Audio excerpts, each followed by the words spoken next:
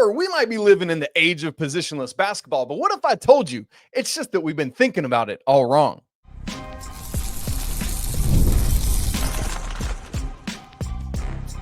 You are Locked On College Basketball, part of the Locked On Podcast Network. Your team every day. Hey there, what's up? Happy Thursday. Welcome into the Locked On College Basketball Podcast, the only daily national college hoop show out there. I'm your host, Isaac Schade. You're joining me at the place to get your college basketball content every single day. It's all part of the Locked On Podcast Network. I want to thank you for making us your first listener watch to get your Thursday going the right way. Wow, NFL kicks off tonight. That is bonkers that's here. This episode is brought to you by Mazda. Just like there's more to every player, more dedication, more attention to detail, there's more to a Mazda vehicle. Stay tuned later in the episode for highlights in this week's Moving the Game Forward. Mazda, move and be moved. Special shout out to all the everydayers here with us, all the great members of the Locked On College Basketball Discord. So glad all you guys are here. That link's in the show notes. Joining me today, a first timer on the show, a rookie, but you know it's going to be awesome because he's got a great name, none other than CBS Sports national college basketball writer, Mr. Isaac Trotter. Trotter, welcome in. So glad that you're here, brother. What's up? Thanks for having me.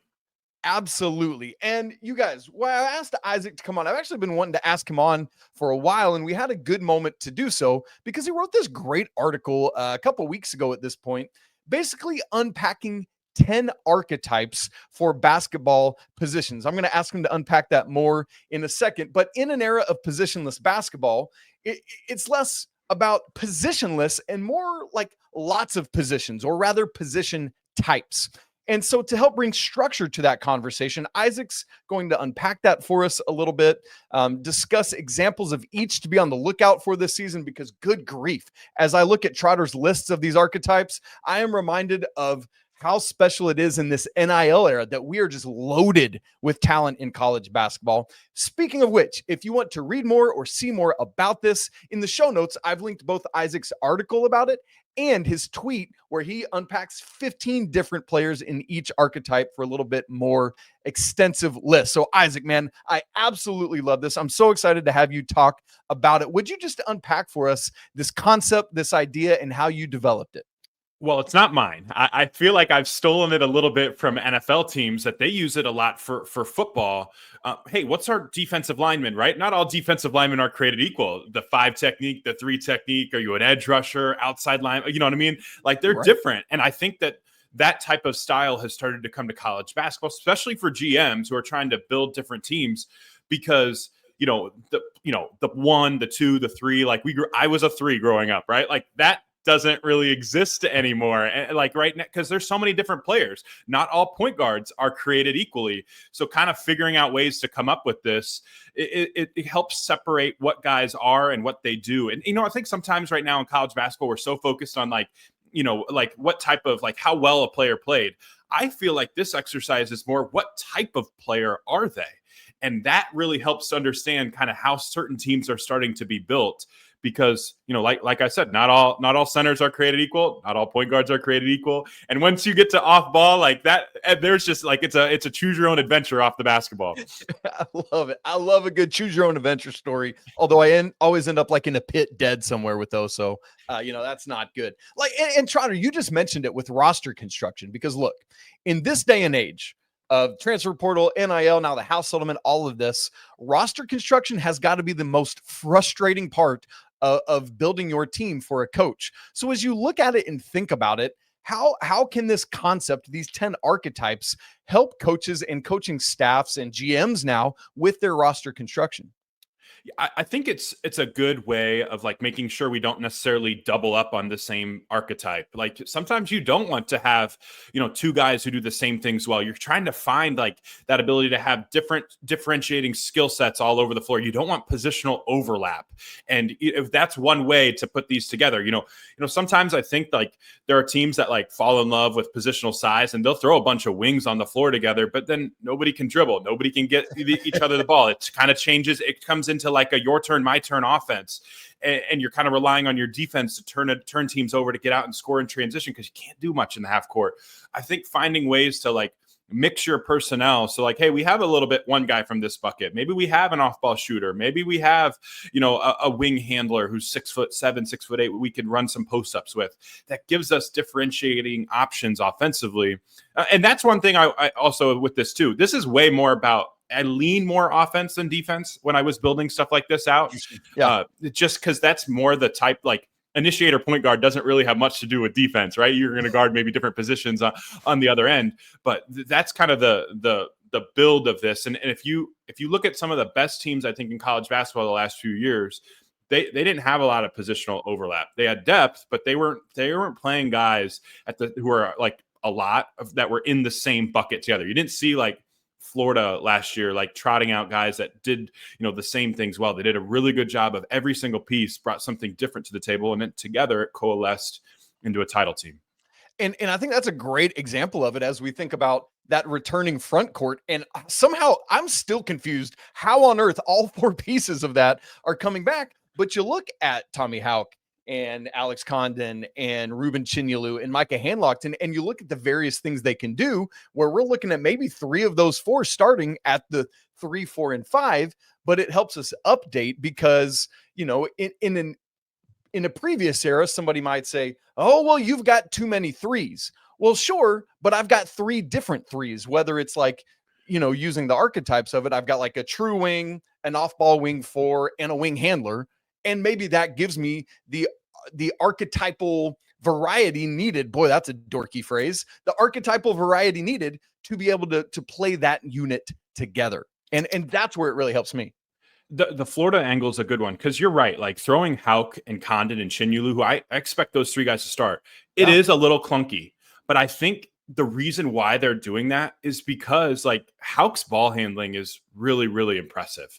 I didn't have him in the wing handler type of category. I put him as a stretch 4 because of his ability to pop and hit pick and pop 3s. And that's more the job he normally does. Right. But there's some sneaky good handles on his game. There's a couple, like I was going through some of his possessions against Texas Tech and he's driving right. He goes behind the back between the legs and then a spin move for a layup on Darryn Williams. You're like, not many guys who are 6'9" can do stuff like that. So I think that's kind of why they're going in on this, because he might actually be closer to a wing than a 4 at the next level. And that's why I think they're more comfortable playing this, and we'll see how it works together. Man, and that backcourt of Boogie and Xavier Lee, it's going to be interesting. I'm so intrigued to see that Florida team, but that's another conversation for another day. And Trotter, what you just said there, like it made me think about, as you were categorizing different players, is that how you leaned into it? Is like, if they could maybe fit into 2 different categories, what role did they play more often? Is that how you ultimately landed on placement? Absolutely. And also like, what role is their team going to ask of them more often too? Right. That. So like that's hard too, especially that's honestly mostly what I factored into it, especially with transfers, like when they're transferring into a different place. I think, Silas Demery at UConn, I think he's probably closer to a combo guard. That's his natural position. Now at Georgia last year, he kind of had to initiate everything. He did. I think at UConn, he can slide back to more of his, his true position of playing a little bit on the ball, a little bit off the ball, because they added Malachi Smith, who can handle the ball a little bit. And I think they want to give solo ball more on-ball responsibility. So that's like maybe the best example of a guy who could fit in 2 different buckets. But I think at UConn, he's going to be closer to a combo guard, whereas Georgia, I think he was an initiator point guard. Something else, as I was initially looking through your list, that it helped me with is realizing maybe why a team was greater than some of the parts. Like I think about it like, you look back on a team and it was like, why was Lehigh so good? Oh yeah, there's this dude named CJ McCollum, like that kind of thing. And it's like, part of why Texas Tech was so good is Darryn Williams is literally your lead wing handler. JT Toppin is literally your lead small ball big. And it's like, oh, that's 2/5 of your starting Red Raiders lineup last year. And so that helps me make sense of why a team is as good as it is. And Texas Tech is maybe the perfect example of like using positional archetypes in the portal well, because Darryn Williams leaves and they had to pay a bunch of money to JT Toppin. They paying Christian Anderson. Darryn Williams leaves. All right, we don't have a wing handler. Their replacement is Lawan Watts, who is a wing handler. It's like perfect. Federico leaves. Oh, we don't have a true 5. We don't have a rim protector. Their replacement is Luke Bamboy from VCU, who I think is an upgrade at that position, at the exact position that they needed. And that's that is why Grant McCasland, I think, is one of the best transfer portal evaluators in this country right now. His ability to understand positional archetypes and go and find exact players that fit exactly what we want them to do in this puzzle makes it really, really interesting. It's the reason why I'm really high on Texas Tech heading into this year. And it's just hard to doubt them because I feel like they've done a really nice job of building the team in ways that just make sense. Maybe it doesn't work, but it makes sense. The process makes sense. And hopefully the outcome follows that too. And it's why things should go well in Lubbock both this year and beyond. To your point, like McCasland has just blown that thing up in these first couple years, and it doesn't seem like it's going anywhere.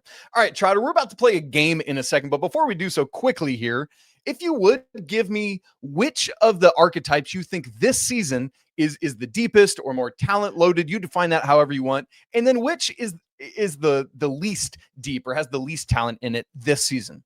No, it's a great question. I keep going back to the point guards, initiator point guards, loaded group.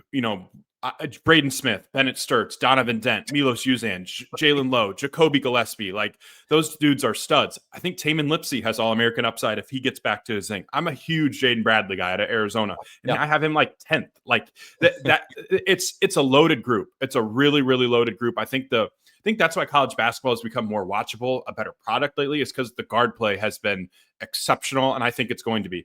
On the weaker end, the wings don't blow me away, right? Like, I think there's interesting guys you could maybe buy it into, like the upside case of a Chase Ross from Marquette, or maybe Tunde Yesufu from Baylor really can pop, or Dame Sarr from Duke can kind of put it together and become that type of player. But there's no, like, I'm not walking in this year being like, man, there's a ton of wings outside of AJ Dybantsa or Ortega Owe that are going to walk on the floor, be like that. Hey, that's the best player on the floor. Like, I don't think there's not like that Terrence Shannon Jr. who was like 24 a game for Illinois a couple of years ago, just a complete nightmare and menace.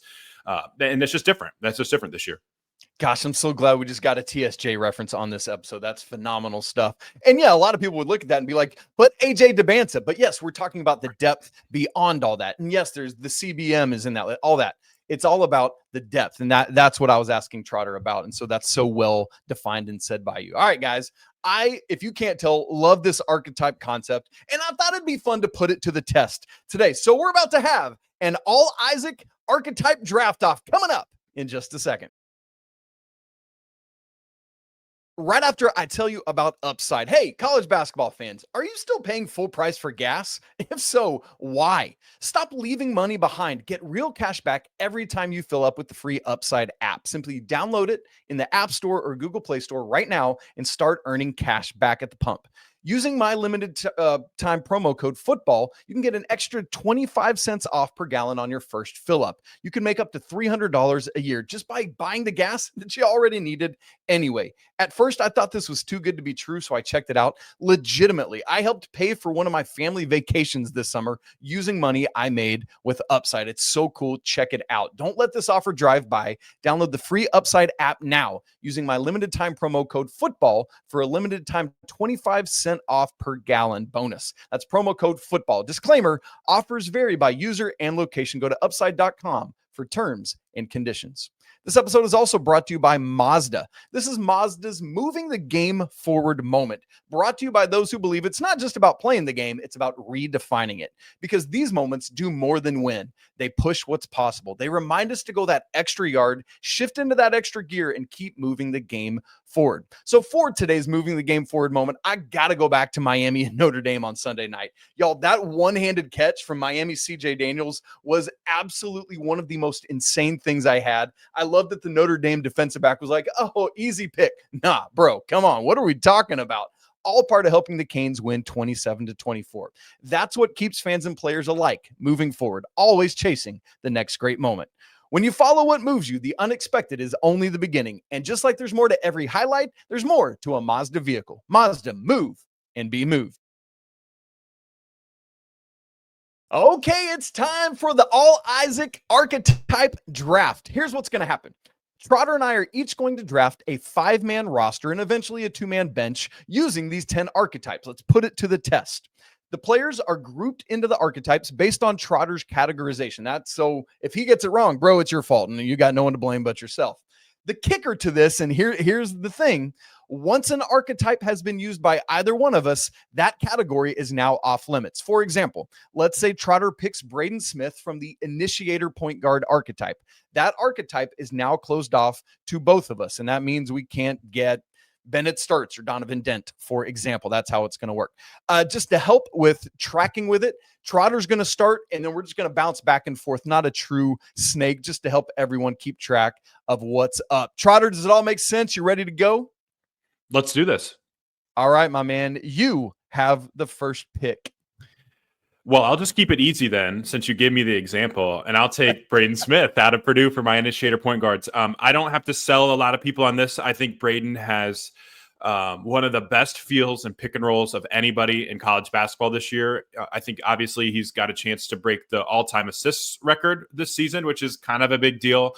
And I think that his game against Houston, like you have to be over 18 years old to be allowed to watch that game. That was one of the best point guard games that I've ever seen somebody play. He was tremendous in that game. So he's my worthy number one overall pick. Dude, that is so hilarious. Well said. Look, you talked about him earlier. For my first pick, I got to go with the $4 million man at Texas Tech. Give me JT Toppin. I fell in love with him his freshman year at New Mexico, and just was so excited to see where he was going to land up because we knew he wasn't going to stay there. And then he goes to Texas Tech, and I mean, what a perfect fit with Darryn Williams and everything they had going, the shooting, which I know a lot of that's gone for this year. But man, JT Toppin, I love what he brings. I know he's a bit undersized, but he makes up for it with timing, shot blocking, just a phenomenal all-around player. And I'm elated to welcome him to the Slim Shadies as my first pick. Yeah, he's gonna be awesome this year. Could lead the country in scoring, depending on how things go there. Okay, so Braden off Smith. The board, the initiator point guard category is gone, and the small ball big category is gone. So I'm going to go to the true fives then, because Braden Smith needs himself a big fella. I will take Nate Biddle out of Oregon. One of my favorite players in college basketball. He can stretch the floor from three. He can guard on the perimeter. He's a terrific shot blocker. He can pass a little bit. He like one of my favorite games of the season, bar none, was one of his like eviscerations of Washington last year. I think he had like 27 points in the first half. At one point, he had scored like 20 of Oregon's first 24 points, something stupid like that. He's nuts, and he and Braden Smith together, like that pick and pop game should be really, really potent in this hypothetical fantasy lineup.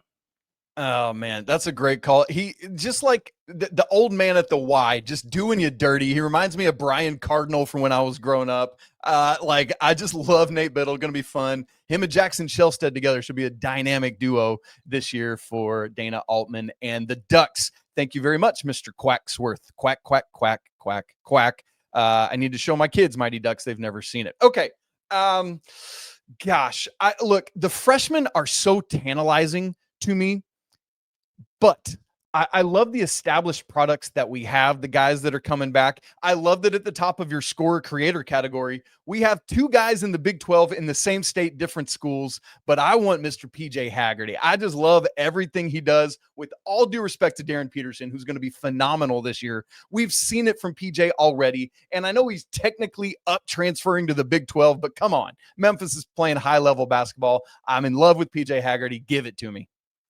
Good pick by you, because it keeps me from taking Darryn Peterson. It would have been my next pick. All right, exactly. So score creator is off the board. Yes. So I'm kind of looking for a wing here. So I feel like my half-court offense is going to be really, really good with Braden Smith and Nate Biddle. So I'm going to take one of the best transition terrors in college basketball. I think AJ Dybantsa is going to put up numbers in transition from the true wing category. His ability to draw fouls is outstanding. When he makes a couple threes, he's going to find a way to 20 points a game easy in that BYU offense, because they play so fast. He gets to the free throw line so often. He's so physical and imposing, and he's so much fun. So I'll take him there. So AJ Dybantsa, Braden Smith, and Nate Biddle form my threesome so far.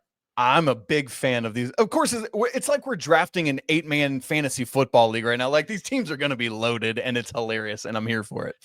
Okay, so I've got myself a lead kind of guy. I know he's in the score creator, and I need some wing presence.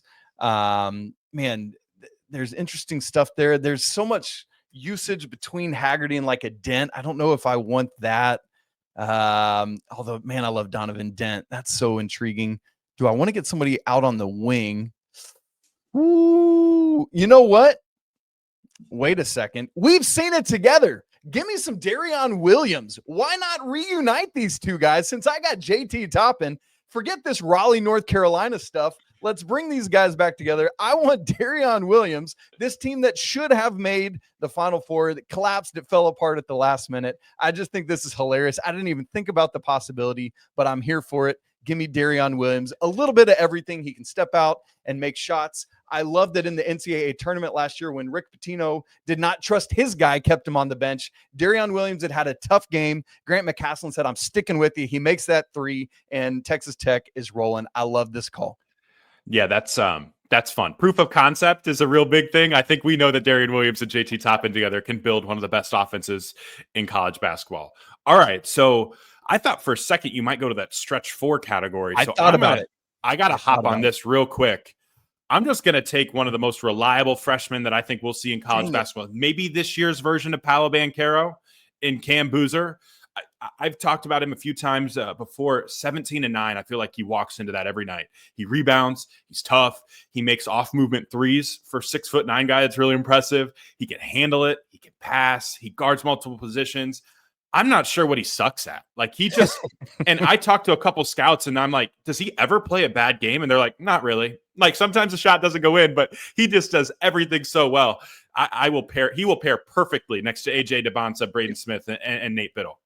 Dude, that's such a good call. I probably should have gone there instead of Darryn, but I was so enamored by the Red Raider reunion. Look, all Cam Boozer has ever done is won, Isaac. I mean, it's just all that he ever does, and this is so good. I like it a lot.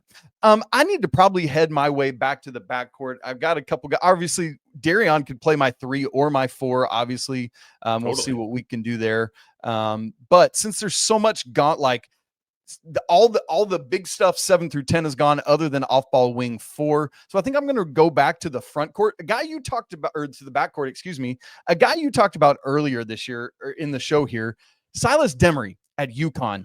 I just love what we expect that Dan Hurley is going to ask him to do this year. Obviously, we saw the experiment last year. Just didn't go well coming over for St. Mary's. And I hate that, but it was what it was. When has UConn succeeded? It's when they've had these guys that can initiate, make for themselves, do whatever it is. I love Silas Demery's positional size, how that can match with all this. Give me some interchangeability in some ways, if need be. And so I think there's a lot there. So give me Silas Demery coming out of the combo guard category. I like that. I think Silas is also going to help them defensively too. I think he's a good call. Really, really good defender. All right. So there's 2 categories left, shooters and then off-ball wings. And I definitely need some shot making. Braden Smith, a little bit of a lower volume 3-point shooter, good 3-point shooter, but a little bit lower volume. Cam Boozer can make threes, but I don't think he's going to be on the floor to take a ton. Biddle will take a few, right? AJ Dybantsa, I think, will take a few. So I just need a net shredder. I have an idea of who you're going to say, but I don't know if you'll do it or not. It's hard for me to do this, but I'm going to go a little bit down the board. All respect to Ryan Conwell. Love him. I think he'd fit perfectly with this team, but I also want another really ace defender. I will go Emmanuel Sharp from Houston. I'm going to get high volume threes from him, and I know he's going to guard his butt off. So I love it. He's going to guard the number 1 guy in the scouting report every night for me. And you know what? He's got a little bit to make up. I cannot imagine what that poor dude has gone through this offseason after that final play of the college basketball season. Poor Emmanuel Sharp. But gosh, Houston's going to be incredible again. I love it because you've got a Boilermaker and a Cougar. They should be the top 2 teams in the nation this season, getting them together. What's funny is I thought you were going to lean into the Isaac of it all and get net shredding Isaac McNeely. Great point.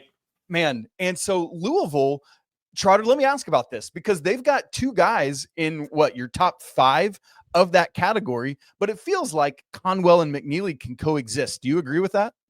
I'm curious to see how it works. I think it's interesting because that's a factor as well. And then they also went into the portal in Kennesaw State and got Adrian Woolley, who could really play.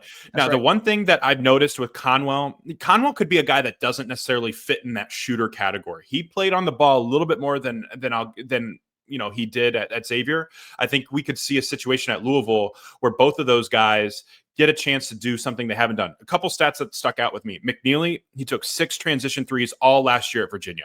He will take 6 in the first game for Louisville. Like, it's a completely different lifestyle change. He's going to take so many more threes. So I think he's going to step into more of that true shooter role for Louisville. I think Conwell, for Louisville to reach its ceiling, has to shift more to being that scorer creator. Can he show more off the bounce? Can he show more as a playmaker? Because I know that he could shoot it from 3, and I know he's got that little float game too. And he honestly, his finishing at the rim impressed me a lot at the Big East last year too. So if he can pivot into that shooter, or into that more scorer role, at that alpha scorer role, I think that's when Louisville gets to the peak of its powers. All right, so I've got the last pick of the starters, and Trotter, I'm going to go with a guy who I think is at his best when he doesn't have to be the guy. I've got a couple just dominant dudes. And so I think getting somebody that would be willing to defer and has shown that for 2 national championship teams makes a ton of sense. I know I've already got one of his teammates, but give me Alex Caravan to round out my roster. This just seems to make a lot of sense for me to have him coming in that off-ball wing 4 category. And I think he's going to be back to his best this year for UConn because he's not going to be asked to be number 1 on the scouting report. And he had a terrible shooting slump last year at some point. He shot 34% from 3, albeit with a time at middle of the season where it felt like he couldn't touch, he couldn't hit the broadside of a barn. It was just insane. So I do think everything screams positive regression with Alex Caravan. I think he's going to shoot close to 40% from 3 this year. And you're right, with Silas Demery there, with Malachi Smith coming in, with Sola Ball taking a bigger step, with Terrace Reed obviously going to get more playing time as well, or more usage, I think, as well. Caravan will settle right back into being that connect the dots player. I'm with you. I think he's poised to be the best version of himself again this year. And if not for him, I thought about going a little bit further down the list. I am absolutely in love with Milan Momcilovic. I almost went there too, but dude, I think that would have been a good fit. All right, gang. So there is the starting 5 for each of us, but we still got to draft 2 bench players each and then take a look back at the rosters and see how things fit together. So we're going to finish off the draft and evaluate it coming up in just a second. Right after I tell you about DoorDash, it's almost the weekend and it's time to look back and crown this week's MVP on Who Delivered, powered by DoorDash. Just like you can win every Saturday with DoorDash Streaks, saving more every time you order. These players delivered when it mattered most. Let's break it down. For me, the guy I got to mention is FSU quarterback Tommy Castellanos. Why? Because all of that crap he talked this offseason, and for everything I thought that he wouldn't be able to back it up, he stepped up and he did it, and the Noles knocked off Alabama in week 1. When the pressure was on, he came through. No hesitation, no delay. And just like Castellanos delivered for the Noles, DoorDash delivers your Saturdays. With DoorDash Streaks, you can save every Saturday when you order. Stack it all up all season, and you can save up to $250, including $100 in DoorDash credits. Order this Saturday. Keep the streak alive. Fuel your game day only with DoorDash. Terms apply. Promo period runs through November 18th. All right, Trotter, sure, we could roll these guys out there for 40 minutes each, but they're going to be exhausted. We need a 7-man team. I like an 8-man rotation for college basketball, but 7 will suffice for this. So all 10 archetypes are back open. Anybody that's on the board is available, but same rules apply. Once one of us takes a bench player from an archetype, that one is now closed off. You have, my friend, the next pick. So I want some more front court depth. So I'm going to go with Yaxel Lendeborg, who transferred from UAB to Michigan. If he's my 3rd big in the rotation behind Cam Boozer and Nate Biddle, I think I have a good team. Yaxel, again, I think he's one of the best defensive players in college basketball this year. He can guard a ton of different positions. Interior defender. He's a really, really strong defender, moves his feet very well. I love how he rebounds and pushes it in transition. He's almost like a single-handedly will just fuel your transition attack. I think Michigan's transition offense this year has a chance to be outstanding with Yaxel at the kind of helm of that next to Elliot Cadeau. So he's going to be really, really productive. He's not Danny Wolf, but I think he's going to be a really, really productive player for Dusty May. Man, love Danny Wolf. Yeah, we just, yesterday's show was our Michigan preview, and we talked about that newly remade front court and how they will fare after the year of the Twin Towers, with all due respect to the Spurs and Tim Duncan and the Admiral. Okay, my first bench pick, I think I'm going to go to the other end of the size spectrum, and my kind of Initiator, my playmaker, was PJ Haggerty. He's going to need a blow. And I'll tell you what, man, I've been so intrigued to see how the fit is between Mick Cronin and Donovan Dent coming in. And I just think he has All-American upside potential. But as you said earlier in the show, this initiator point guard category is absolutely loaded. I'm very intrigued to think about taking Bennett starts here, but we do want to wait and see a little bit for me how he up transfers to the Big Ten level. I think it'll be fine. I'm not worried about it. But if you're giving me him or Donovan Dent, I got to go with Donovan Dent in that scenario.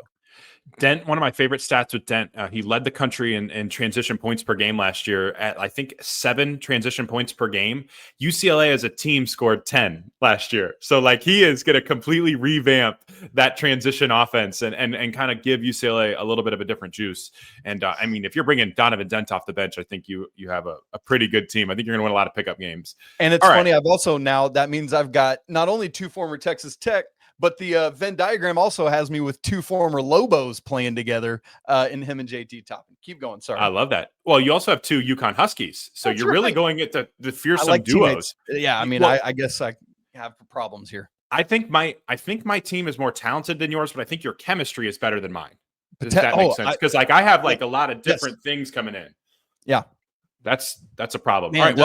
Well, I'm not settling down. I'm just going to continue doubling down on talent. One of my favorite things to do in college basketball is have an absolute bucket off the bench. If you got a 6-man off the bench, hey, you don't have to worry about anything else. Your job is to come in and score the basketball. Darryn Peterson, one of my favorite scorers this year, is going to be my 7th man. The way he moves is just a little bit different. Tight spaces, tight windows. He like starts and stops and cuts and just he sidles around defenders to create open shots, and he can really pass too. I think he's going to be the number 1 pick. I think he's definitely the number 1 recruit in college basketball, and he's my 7th man. I'm happy. I'll take it. I love that you've got like most people's assumed top 3 freshmen in the country. That's crazy stuff. Should be the top 3 in the draft. And wild that you wound up with all of them on your team. I guess I was trending more returner veterans, but you know what? I need to get a little piece of the freshman pie. And so I want to go to the guy that actually I'm trying to decide between 2 of them here. And in my mind, I'm trying to decide between Nate Ament at Tennessee and Koa Pete at Arizona. I love both of these dudes. I think they are going to be 2 of the other top 5-ish freshmen in the nation quite easily. By the way, that freshman class that Tommy Lloyd has in the desert is going to be so fun with him and Braden Burries. And I mean, it's great stuff. Aristode. And Aristode as well. Mine, good grief.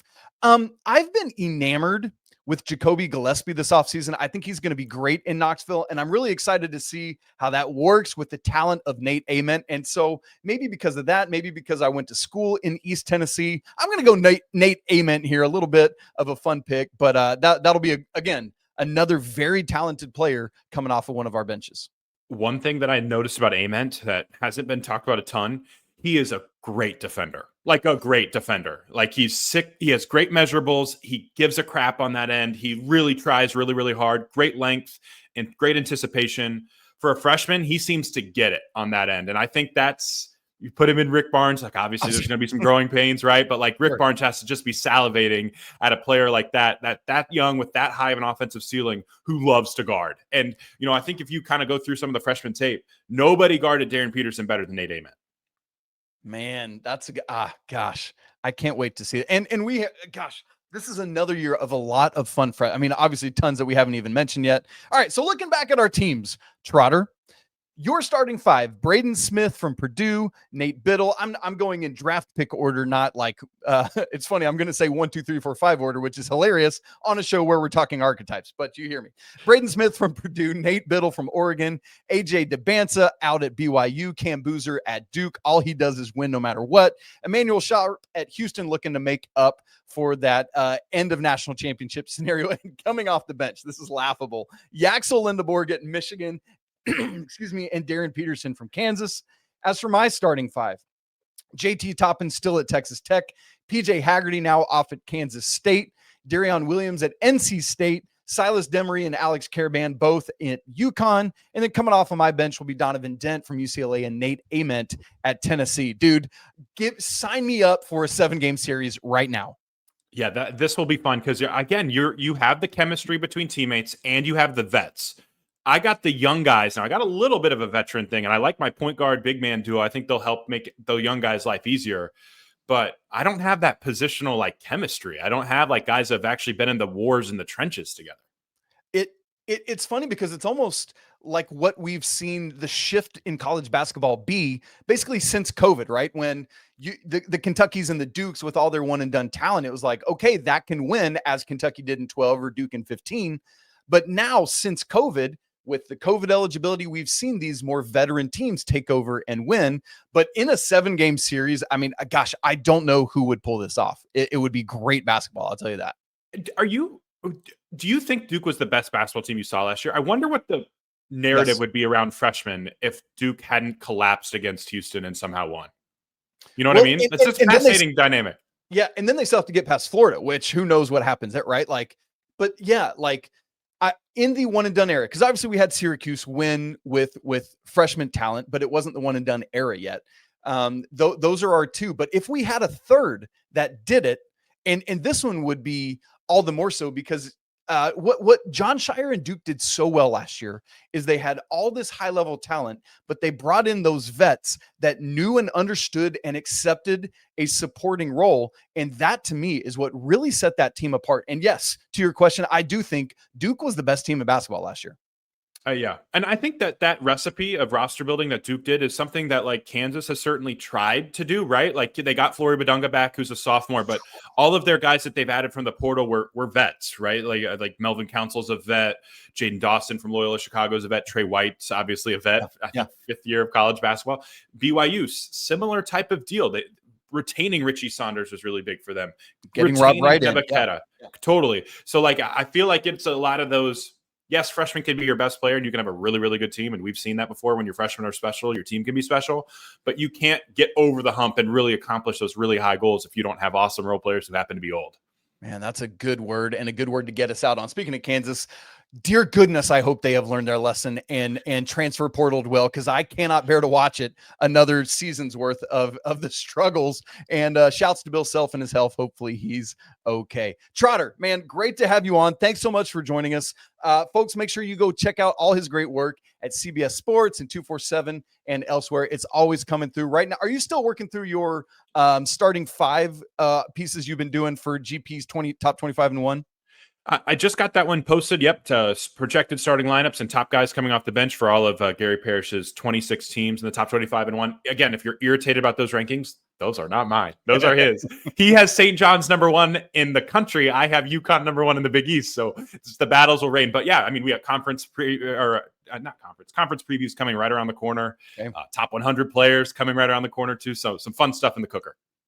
Ooh, baby. Yesterday, gang. Wednesday, September 3rd, was 2 months to the day from opening day of college basketball. Get your Santa hats ready. Christmas Eve is coming. It's going to be great. Trotter, folks, make sure you go follow him at Isaac. Is it double underscore? You got 2 underscores there, Trotter? I do. Someone stole my first one. That's what kind of jerk. We need to go and rustle them up a little bit, and that's no good. All right, gang, thanks so much for being with us. If you're not subscribed to the show on both video and audio, make sure you do that right now so you don't miss a second of the lead up to this season. Again, just 2 months to go. If you're not in the Locked On College Basketball Discord, we'd love to have you there. That link is in the show notes. As always, apologies to the Lawyer family. Let's go Wild Popes. Cheers to the McBruins, and until tomorrow, our SEC preview. Peace.